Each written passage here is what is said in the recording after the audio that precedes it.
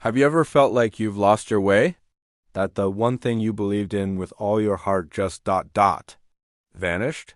Today, I want to share a powerful story about a man who faced exactly that. This isn't just any man. He was a priest, a shepherd to his flock, whose own faith began to crumble. Imagine dedicating your entire life to a single calling, only to wake up one day feeling empty. The prayers feeling like hollow words. That was Father Michael. He saw so much suffering in the world, so many unanswered prayers, that doubt began to creep in like a cold fog. He'd stand at the pulpit, speaking words of comfort he no longer felt himself. The beautiful stained glass windows of his church started to feel like a cage. He was lost, adrift in a sea of spiritual silence. He eventually made the gut-wrenching decision to leave the priesthood, trading his collar for a quiet, anonymous life. He took a simple job as a carpenter, working with his hands, feeling the rough texture of wood, the satisfaction of creating something tangible. He expected to find peace in this new simplicity.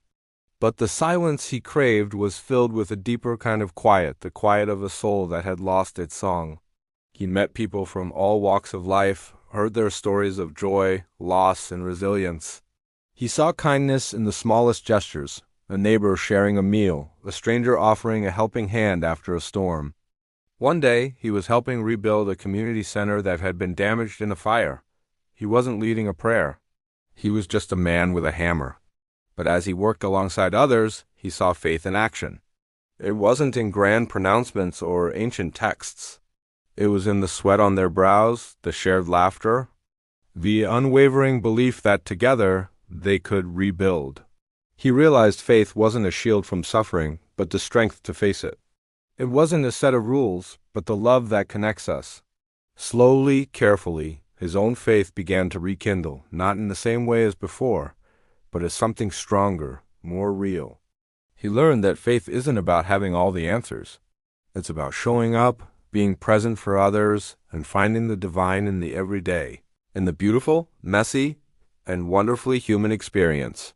He eventually returned, not just to the church, but to his community with a renewed spirit, ready to share a message of hope grounded in real-world compassion. His story reminds us that sometimes we have to lose our way to truly find our path home. Thanks for watching. If this story resonated with you, hit that like button and subscribe for more content that explores the deeper questions of life.